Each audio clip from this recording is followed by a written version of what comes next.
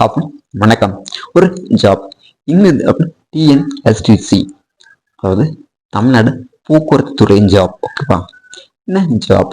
அப்டிஸ் for graduate engineering, non engineering, diploma. ஓகேவா? இப்போ graduate in engineering அப்படின்னா BE in mechanical, civil, triple E, automobile, அதே தான் டிப்ளமாக்கு வரும். ஓகேவா?